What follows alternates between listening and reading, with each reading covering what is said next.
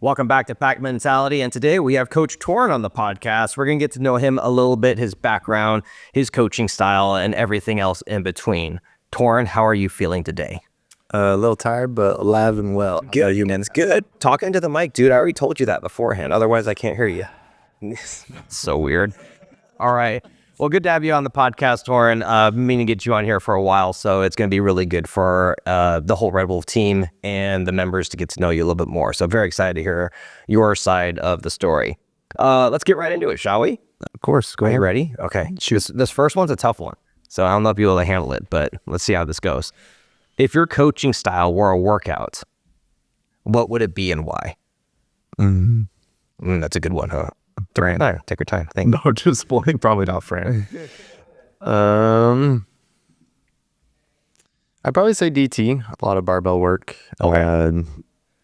Right. A lot of technical, outside of the deadlift, technical movements. And I'd say that because of the strength focus that I kind of take from my background, and then kind of the technical aspect too of not only working hard but doing things well and doing things right. Because if you mess up that shoulder to overhead or that clean, you're screwed for DT. So I'd probably say DT. I like it. All right, fantastic. That's a good start. For those who are listening who don't know what the workout DT is, can you explain it for us? I'm gonna have to go over the rep scheme again. Okay, you want me to do it? Yeah. Okay, See, this is when I get put on the spot. No, this is the fun part. Okay, this is the fun part. So if you don't know what DT is, it's 5 rounds for time. It's 12 deadlifts, 9 hang power cleans, 6 push jerks, and that's at 155, 105. It's one of the original hero WODs. It's actually one of the more fun hero WODs because it's not super long or ridiculously intense or a crap ton of pull-ups like most hero WODs are. And then at the CrossFit Games, they did a heavy DT, which was at 205. And I did do that once, and that was horrible. But really fun workout and really good at learning barbell cycling and mechanics by you just using one weight. And some of the top people can do this workout in under 5 minutes. So what's your fastest DT time? Off the top of my head, I want to say around 9:20 range. Yes, Nothing too crazy. Nice. Yeah, it's still really good. Under 10 minutes is a great time because then you're averaging less than 2 minutes per round, which is very tough to do, especially as, for me, it's mostly the grip on the hang cleans, because you go deadlifts right into the hang cleans and that can get kind of tough. So yeah. Anyway, love DT. One of my favorite workouts. What else about DT do you like that kind of aligns with your style of coaching?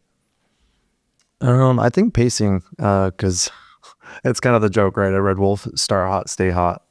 And that has its time and place. But DT, if you come out hot, you're screwed. That 5 rounds will crush you, especially going in from 2 to 3, 3 to 4. It really is about taking your time, being methodical, getting all the reps in, doing them right, and being strategic, right? Going from that deadlift, leaving one deadlift rep on the floor, so that way you pick up that next deadlift into your hang clean, giving that grip a little bit of a break. Yeah.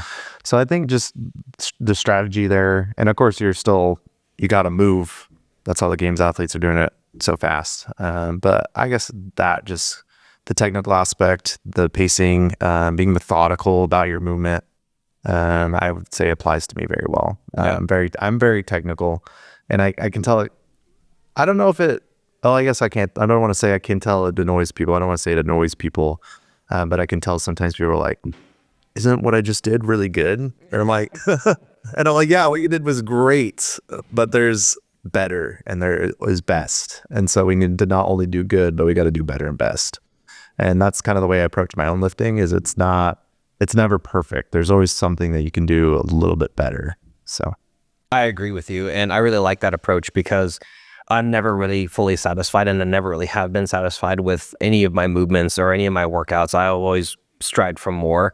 So it's kind of a bottomless pit at the same time. But without having that carrot dangling in front of you or something to chase, then what's the point at the same time? Because that's kind of what drives the motivation, is that there can always be something that can be tuned up or fine-tuned to get better and to improve. So, and that's the beauty about CrossFit in general, is because there's so many technical aspects to it.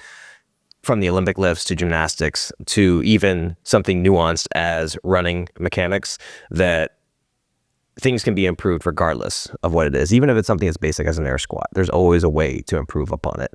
And so, I mean, I know you've done the L2, and I renewed mine recently, and I remember getting my air squat torn apart. And it's just an air squat. And they're like, it's not a bad air squat at all, but could it be better? Absolutely. You know, and I agree with that. And I love how we can always find something that can be improved. And small things like that, when they are improved, it does make the workouts even easier because then you're more efficient with the workouts themselves. Yeah, 100%. And I love how every movement's so related. And I think that's why I am so meticulous, because like the way you move your hips on a clean or a snatch, right, when you pop that barbell up, it's very similar to how you do your butterfly pull-up. It's very similar how to do your muscle ups. And so I think that's why I am so particular, because everything is so related and so connected.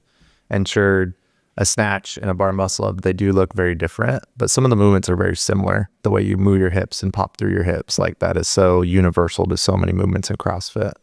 So I think that's why it's so important that we pick apart the air squat, or we pick apart whatever it is because that's what's going to get you to the next level on your other movements, and not just the movement we're focused on, whether that be air squat, snatch, whatever it is, directly carries over, right? That overhead position that you have on your snatch or jerk, it's the same overhead position you're going to have when you're doing a handstand push-up.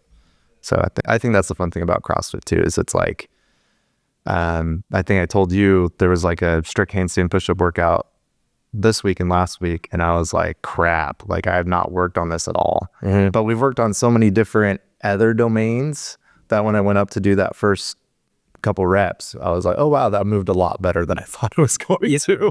Yeah. So I think that's what's so great about CrossFit, is that whatever you do, as long as you don't take it easy, you take everything 100% and try your best to do it right, that the work you're putting in on that air squat that got picked apart, that's going to carry over to your front squat, or that's going to carry over to the bottom position of your kipping handstand push-up, right? Because you're basically doing a little mini squat to kick up. So anyways, but yeah, I think that's why it's so important that we are particular and meticulous, because it improves everything else. Yeah. No, I 100% agree. And that's a great way to put it, is how other exercise and other movements that we do can transfer to the other ones. And we can always apply something we learned from like a push press to a kipping handstand push-up, like you said, or the air squat. Getting a better positioning is going to help us in our receiving position for the snatch or the clean. And so, yeah, all these things work synergistically together. So when you can get one thing right, especially the most foundational, basic thing of it right, then that's going to transfer over and make other things easier. Because then once you learn it right the first time, makes everything else a little bit easier, especially when you move on to something that requires some, speed, agility, coordination, balance, all that stuff. You start factoring in, that's when things get harder. And so when you have a good foundation, it makes it easier. So let's kind of switch gears here and let's talk a little bit about your background and just kind of like where you come from, your origin story here. So where'd you grow up and what got you into fitness in the first place? So I grew up in Mesa, Arizona. By no means small town, I guess like mid-level town, but I guess I don't know what a high-level town is. But anyways, so grew up in Mesa, Arizona, super hot over there. Kind of sports background. I actually grew up in a basketball family, which I didn't have any talent for at all. Is it because you're not tall? Yeah. So or is it because you're white? All of the above. But because like both my brothers, my oldest brother's 6'4", and he had the craziest work ethic. My dad wanted to play basketball when he was younger, so I kind of transferred that to my older brother. But my older brother was like wanting to play basketball too, so it was really good for him. So he got super athletic because of his work ethic. I think he had like a 36, 38 standing vertical. Wow. In high school. He wasn't 6'4" then, but he was around 6'1", 6'2". So he put in the work and he was a phenomenal athlete. And then my other brother was 6'7", so you don't need to be quite as athletic when you're 6'7". Yeah. And then I'm 6 foot. And it's funny to me when Matt's like, oh, because you're short. And I'm like, for CrossFit, I'm tall. For CrossFit, you are very tall. But I'm like 5 inches too tall.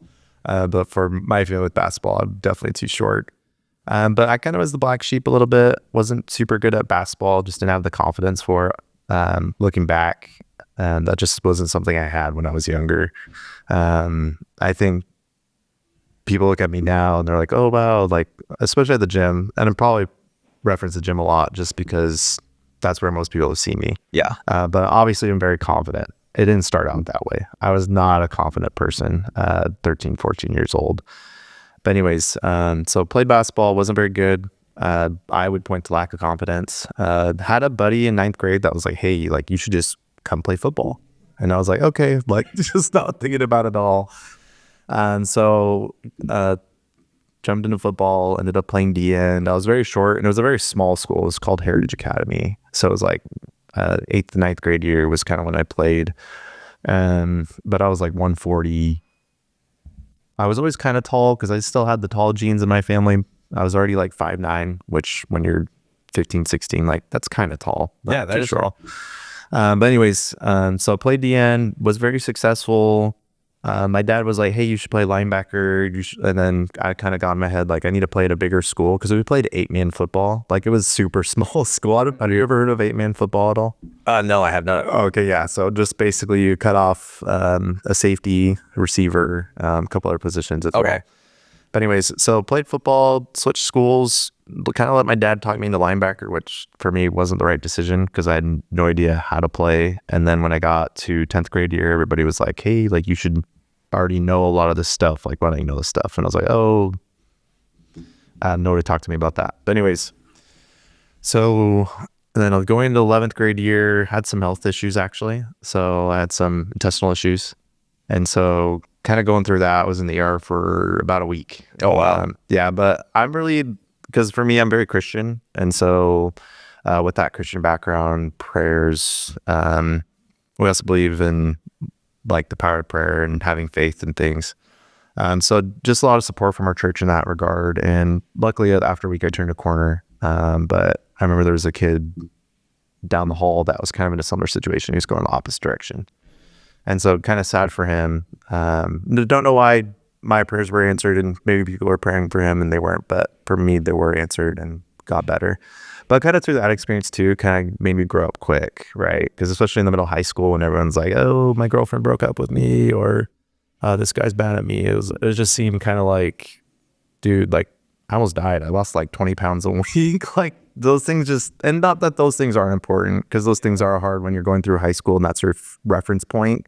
But your perspective got totally changed when you get hit with something like that at such a young age when it is catastrophic. Yeah. And it was like it was a big jump. And so kind of with the athlete football career, kind of took a huge hit. I wasn't very good, honestly, at linebacker. I should have stayed at the end. But going to senior year, just a little bit older, I realized like I tried to play football again. Didn't go well for me. Just kind of in football, you have like a switch you can turn on, like I'd say like an aggression switch.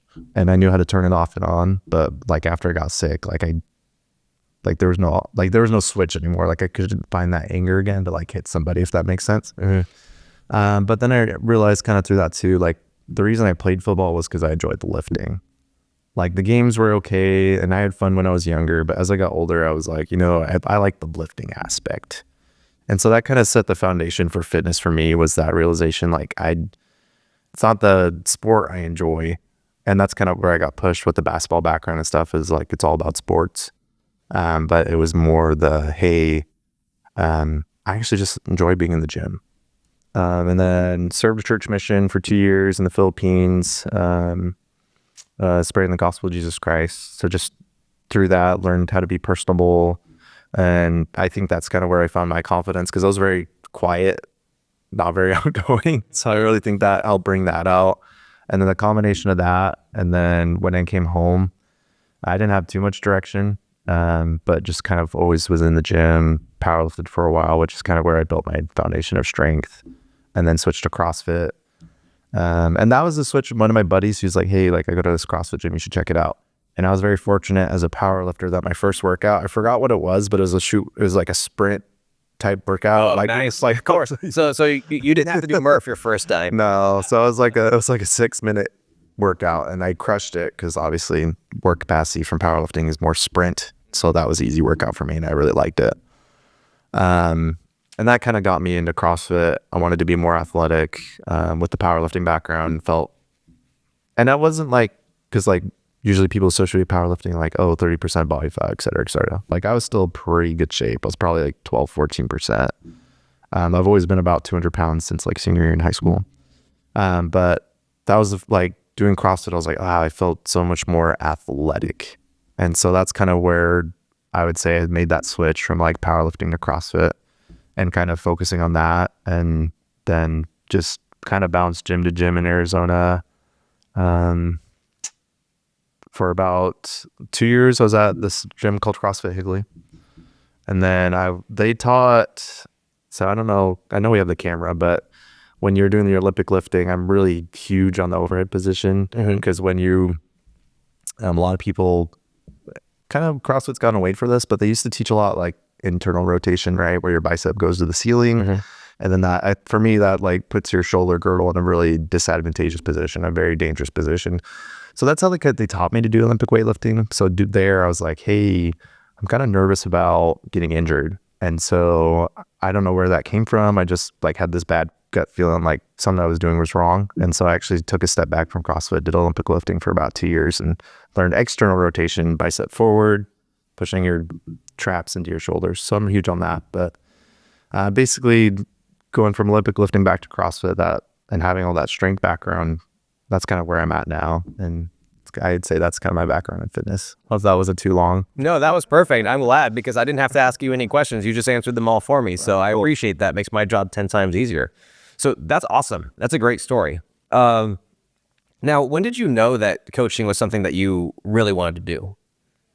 So kind of going back to my mission, I really did enjoy teaching people. I think that's kind of where I learned that I had a talent for it and a knack for it. And then when I got home, kind of career-wise, I had no idea what I wanted to do, but I honestly had like 30 different jobs. So I've done a little bit of everything just because I was trying to figure out what I wanted to do. But a lot of those jobs, probably 5, 6 of them were in a gym.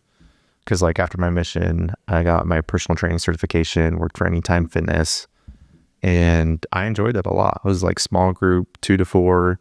The franchise owner was actually somebody that they wanted me to train. I still don't know why they did that, but I trained the franchise owner and a couple of his buddies. He had a small little group. So I just slowly worked at it, had a knack for it. I think it was more about the people for me. Cause that's what, like when you serve a mission, like it's about the people.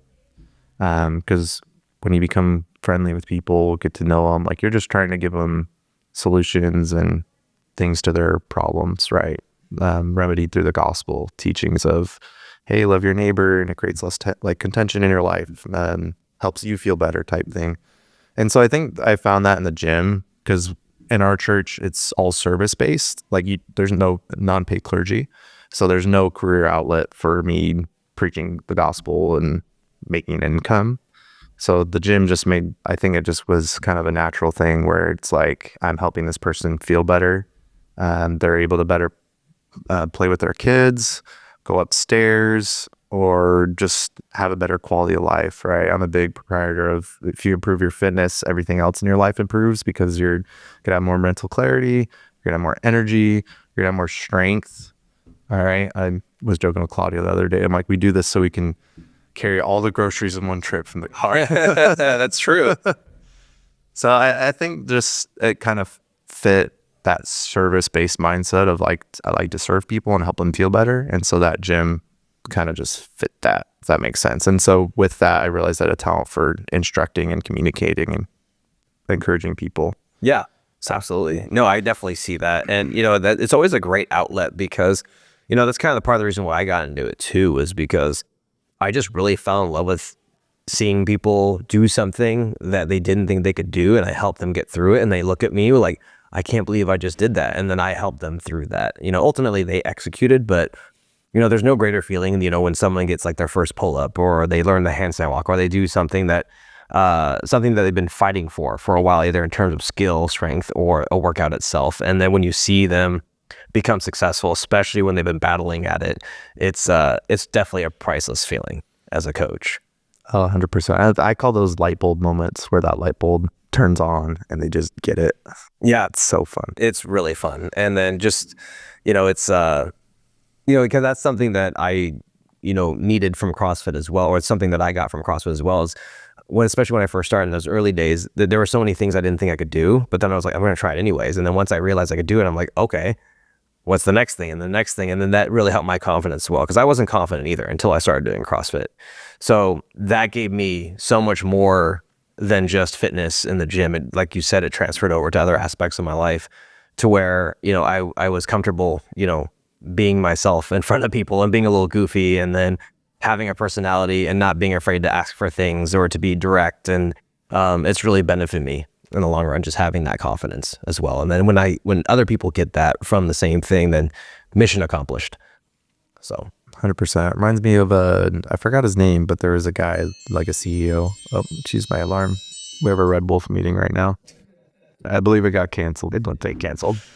But I forgot what the guy's name was. He's CEO, and he had David Goggins live with him.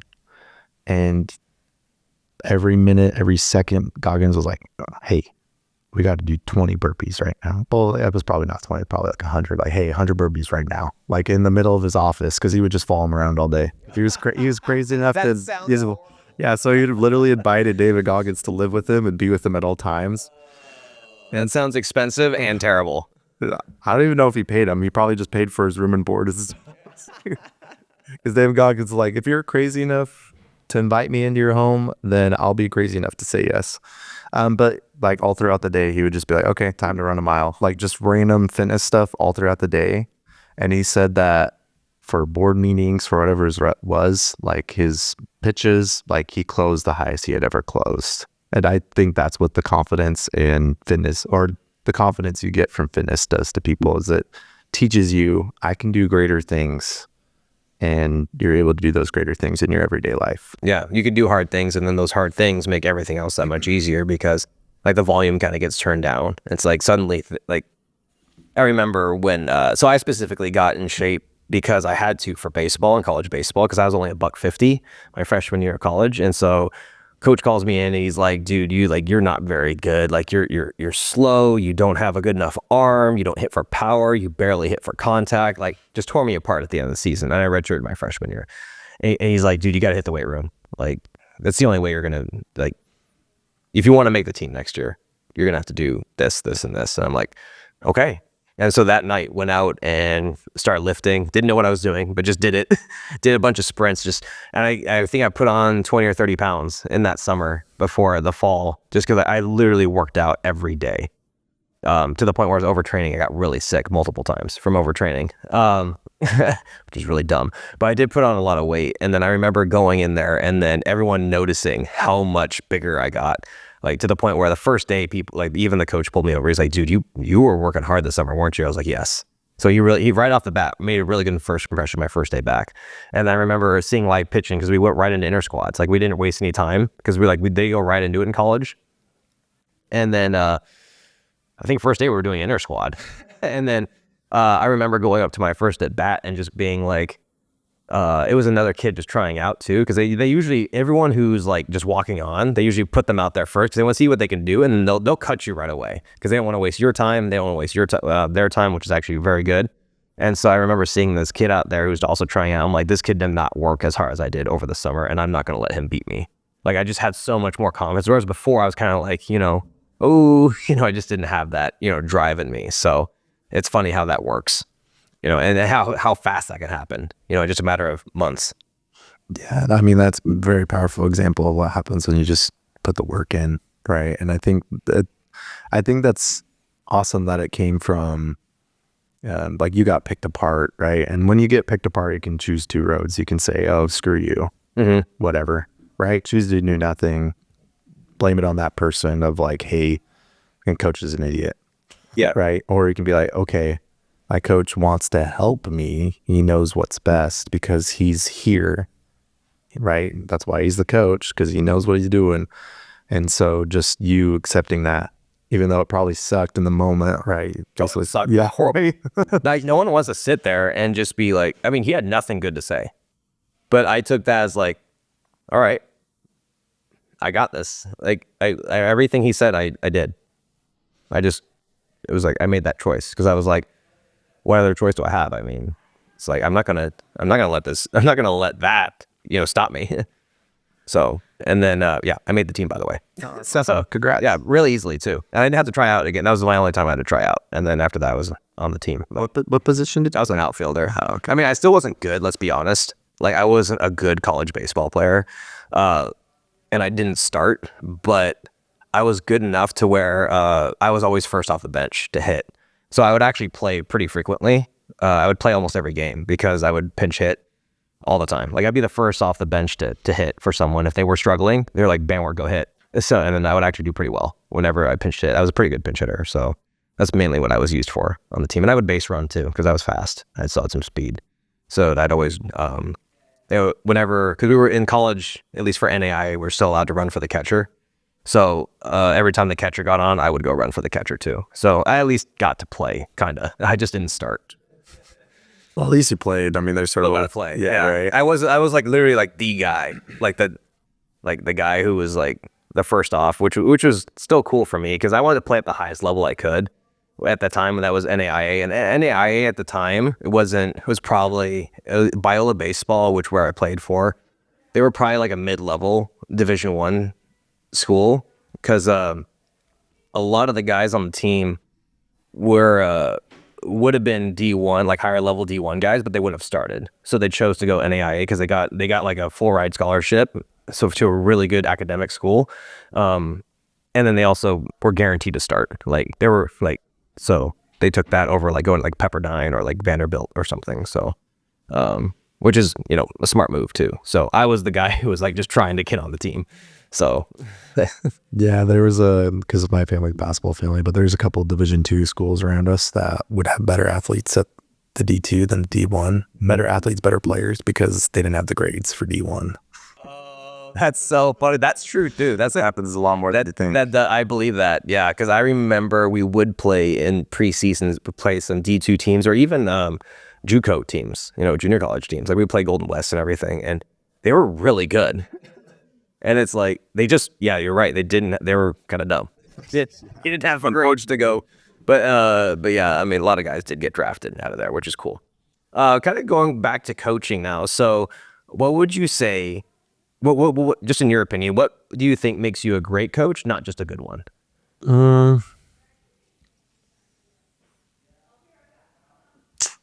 I'd say my passion for people. I mean, I want people to do better because it's going to feel better for them. They're going to avoid injury and they're going to hit their lifts. And so I think there's a lot of great coaches that are technically great, but they focus so much on just the movement and not the person. And I think that's where a lot of people miss. It's like if you really care about this person, you're going to correct their form. If you care about this person, you're going to make sure they move that barbell better so they don't mess up and get hurt, or just do something better so they feel better and they're able to accomplish something great. So I just think that passion for people, honestly. Yeah, and I think that's a great answer because throughout my years of coaching at other gyms and running my own gym and making mistakes on hires as well, as that I've always looked at it in my early days as more of I'm going to hire based on what their credentials are, based on their technical ability, and not on their personality. And that was a huge mistake because I've hired so many people who on paper are actually more than overqualified. I've hired someone who had, I'm pretty sure they had a high level degree in kinesiology. I think it was definitely above an undergrad. They also had a CSCS. And then they had some other high level personal training certification. So pretty much they were qualified to be a strength coach at any high level Division I school or professional sports team, whatever. But they were horrible. They were absolutely horrible. And they started interning for me. I'm like, this is not going to work. You can't even teach a squat, bro.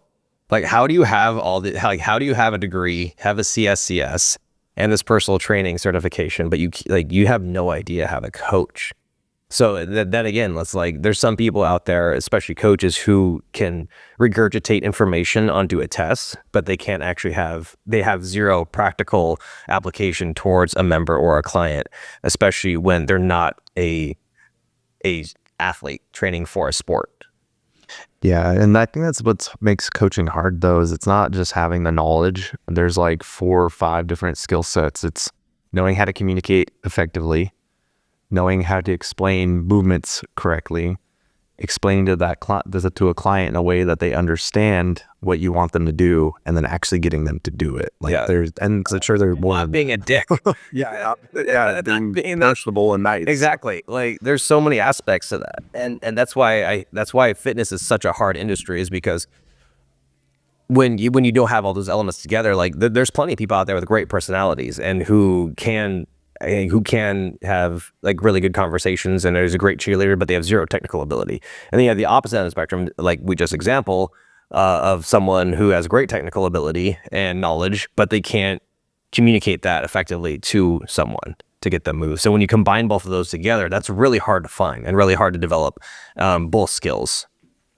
It's not easy. No, definitely not. It's very difficult. It takes time to develop too. It does. How would you describe your coaching style in 3 words? Smart, safe, effective. Wow, that was fast. Look at you. You're not. By the way, everyone, I don't send questions to my interviewers or my interviewees before this because I want authentic answers. So look at that, Torin. Fantastic. Can you kind of go into more depth in each one? Well, to preface before this, I talked to Matt earlier at the gym and say, hey, what are we talking about today? He's like, oh, I don't know. And then right before we start, he's like, oh, I have like 12 questions for you, but you don't get into them until we start. I have 15 actually. We won't get to all of them, but I have 15 lined up. I'd say smart because the technical, I'd feel like and it's funny because like a lot of things that I correct in people, I had the same issue first. And I'm not going to say everything, but probably like 90%. And so that's where the smart comes in, is just, I know what I'm talking about because I've been in your shoes and I've done it the wrong way too. And I figured out how to correct it, whether that be through another coach, through honestly YouTube. I've looked up a lot of stuff. YouTube is great. And and a lot of self-education. So just, I'd say that's where my technical prowess comes from. And that too, it's like I seek out who can do it better than me, and I go and ask that person. I think it's kind of been a joke that I tell people, I'm like, I'm not a very good runner, and I haven't been. But lately I've talked to Caitlin, I've talked to Shane. If you guys know anything about Shane, he's an ultra marathon background. So if anybody knows about running, he does. He does. He's a very good runner. Yeah. So I've talked to him and Caitlin, and with their tips, like my running is already 10 times better. So I mean, and then I apply that to my coaching, right? So I think that's where the smart comes in, is I'm very good at seeking out what I need to improve on, finding the right source, getting that education, and then applying it to my coaching. And so, and then I would say, well, it was smart, safe, effective. If it wasn't that or whatever. But anyways, I think that was it. Yeah. okay. But I'd say safe because everything I do, I'm a firm proprietor of, if you're hurting, and there's muscle soreness, there's good pain, bad pain. Good pain meaning I had a tough workout, my bicep is sore, I did curls yesterday. Bad pain meaning, hey, I have a stabbing pain in my knee, like I can't even squat, right? So I think for me with safe, I'm always trying to correct people's form to get them away from the bad pain. And I think that comes with, for me, I've developed an eye for it over time. And then just having kind of baseline, like with a squat, your knee should never go in. Like that's just a baseline, like knowledge that a coach should just know. So anytime a knee comes in, like knees come in together when they squat, like it's just hey, knees out, right? Because if we allow that form to continue, it's going to cause issues down the line. And I'm always looking at things like that when I'm coaching people. So that's where I would say the safe comes from, is like, if I see a movement that's hurting your body, or it may not hurt right now, but it will hurt later, because there's some things I see and I'm like, man, wrists. I'm just going to bet straight out, wrists are a big one in the gym right now. I see a lot of people like after sets, they'll rub their wrists and stuff. And I'm like, you got to stack your wrist, right? They think we're on camera, but right. A lot of people hold the bar like this, knuckles pointed to the side, and then there's like a fulcrum into their wrist is just going to tear it up, right? So that's one that I'm like, okay, it's not a question of when you're going to start hurting, or sorry, it's not a question of if you're going to start hurting, it's a question of when. Because when we load that position with your wrist bent, if that weight continues to go up, that fulcrum's going to just get bigger and bigger in your wrist, and you're just going to cause more pain. So super important, right? We stack our wrist, and then that's supported by the whole body, the whole arm. So just, that's where I'd say the safe comes in, though, is I'm always looking for stuff like that. So if you're putting your wrist in the wrong position, you better fix your rings. Because it's not a question. Yeah, it's not a question of if it's going to start hurting. It's a question of when. And then it's funny, I'll see people that are like, yeah, I use wrist straps and it feels way better. Yeah, because when you use wrist strap, it puts your wrist in the right. I'm actually put you to a better position. So, I mean, shocker. I know, groundbreaking. Yeah, anyways, pardon the rant. I know those do very well from what I've heard. Yeah, I don't wear them, but I don't know. No, sorry, I meant the rants. The what? You mentioned to me the other day, like when you guys rant on your podcast, that you do very well. So No, that was good. That wasn't a rant. That was very good. But the last one, so you got safe. What was the second one? effective. Effective. Do we go over effective yet? No. Okay, so that's our last one. Just effective. What I do works because I keep it simple, and that's what worked for me. Again, going back to everything I've corrected it myself. So simple is best. Aaron asked me for a little advice on just how to coach Olympic lifts. That's the cool thing about working at Red Wolf is I asked him about some cardio stuff for me. Then he asked about some lifting stuff for him.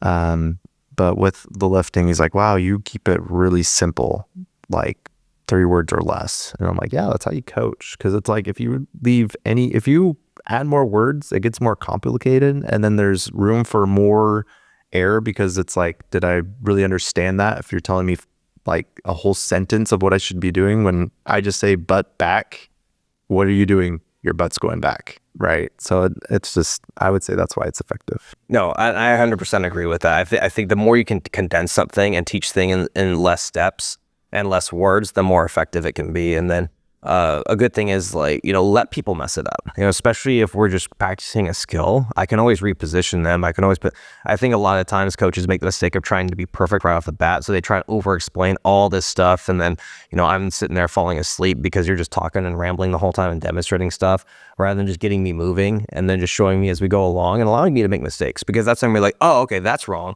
Now I feel what's right.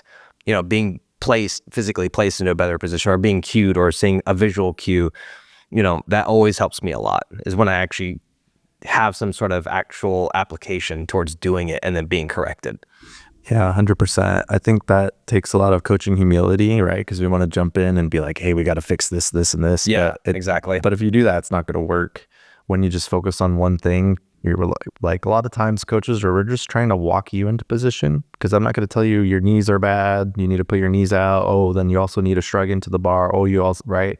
It's just overwhelming. Yeah, it's really overwhelming because you're thinking about like 33 things. Yeah, exactly. And it's like when you just focus on one thing, we're just trying to get you into a slightly, like instead of being at 60%, we're trying to get you at 65 and then 70. Because if we try to go 60 to 100, it's going to go to 50%. Yeah, 100%. I love that.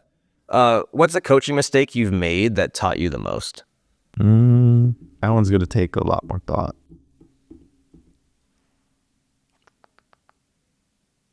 Can you ask it again? Yeah. What's a coaching mistake you've made that taught you the most?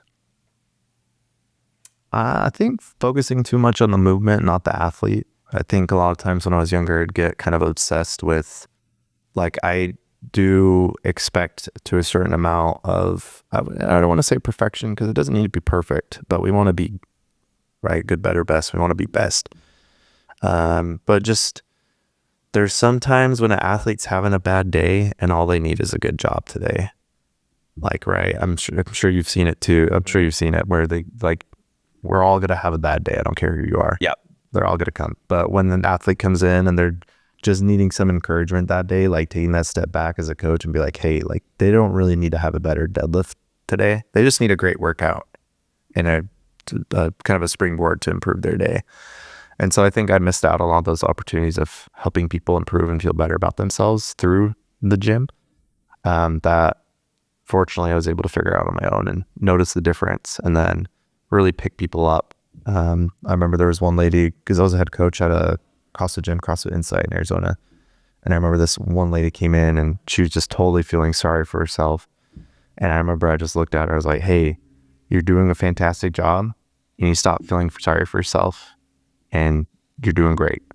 And she came up to me after class, a little teary-eyed, and she's like, hey, like, I had a kid, it's been a year, and she used to be an Orange Theory fitness trainer. So she was in super fantastic shape. Right. And now she's like got 20, 30 pounds to lose. And she's like, hey, like, I really needed to hear that today. Thank you so much for doing that.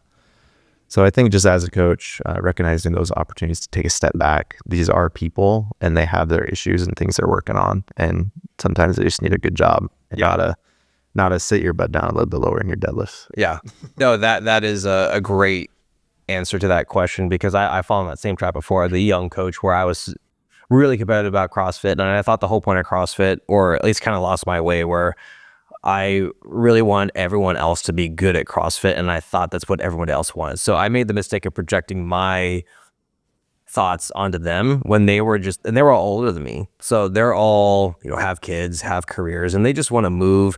They don't want to, they're there for longevity. They don't even want to compete. They don't even know what the CrossFit Games are. But then me being super gung ho about it, me projecting it onto them, and I definitely made some mistakes as a coach doing that. And then now that I'm older and I kind of realize, the majority of the population, and now that, coming back to my roots of why I started CrossFit in the first place too, and then using that as my framework towards helping other people, which is simply, I want to feel better. I want to do things outside the gym, but my goal isn't to be good at CrossFit itself. Yeah, 100%. I mean, CrossFit for most people is just their way to be able to play with their kids more, go on a hike as a family, not be out of breath. They just want to feel better in their bodies, and no, there's nothing wrong with that. We all have different goals, so yeah. Yeah, no, that's a great way to put it. And if you could tell a new coach one thing, what would that be? I'd probably say people first. People first. Remember, because I remember, forgot what, I think it was his F45, but I remember there's a coach that was kind of frustrated. It might have been another CrossFit gym. I don't remember where it was, but one of my coaches was frustrated about not being able to, they're like, hey, I'm giving these people cues and giving them coaching, and they're not listening. They're not doing what I'm telling them to do. And I'm like, okay, well, what do you know about them? And I think a lot of times as a new coach, we get so obsessed with trying to help them move better and do better. But it's like, if you don't have that foundation with them, if you don't know who they are, what do they do for work? Do they have any kids? What are their hobbies? Just small, simple things. They're not going to listen to you. You don't have a relationship with them, so why would they? So I think just for a new coach, just make sure you establish a relationship with your clientele first. And then that's when you can start showing off your knowledge and helping them move better. Because if people listen to those they like, and if they don't like you, they won't listen to you. 100%. I agree with that statement so much. And that's something I've really had to work on and develop as a coach as well, because I remember, I've gone through different phases as a coach where I was like the cheerleader, I was the technical guy, and I was a combination of both, and I think right now I kind of find a good happy medium, because in a way, and I got this really good advice from a mentor. He said that, Matt, you're not running a gym. You're not even running a service business. You're running a hospitality business. And when you're in hospitality, how you make people feel matters so much more than the service that you're providing them. He's like, the service does matter. And the fact that you have a gym, you still have to do gym stuff. But at the end of the day, treat it like a hospitality business. I got that from a business mentor.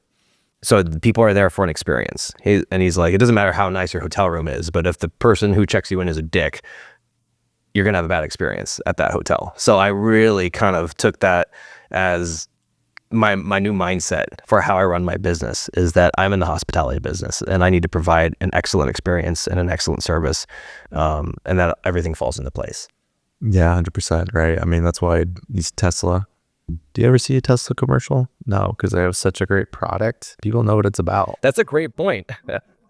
I've never seen it. I've never seen a Tesla commercial. I've never seen a Rolls-Royce commercial. I've never seen a McLaren commercial. I've never seen a Bentley commercial. I've never seen a Ferrari commercial. I don't even know cars.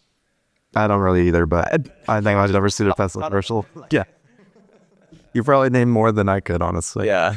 So, yeah, that's awesome. Any other final thoughts from you before I wrap things up, Torin? Not particularly. Just know that I think the cool thing about Red Wolf is we're very collaborative. So I just hope you guys know you're very blessed to be a part of this gym. I've been a part of a lot of gyms. I could probably name them off: CrossFit Higley, CrossFit Insight, CrossFit Majestic. I've been at so many different gyms. So like I said, I had like 30 different jobs. But there's great unity at Red Wolf. And then the cool thing is there's very strong technical power. How do you say it? Prowess, I think. I probably should have chose a different word. I don't know. It's okay. But just, this is the best coaching I've ever been a part of. So thanks to Matt, Caitlin. Appreciate you guys. So yeah, thanks. We appreciate you too, my man. Thank you so much for coming on the podcast today. And thank you to all of you who are listening. If this was helpful, do us a favor and leave us an honest review. We'd love to hear from you. Until next time, good luck, have fun, and nailed it.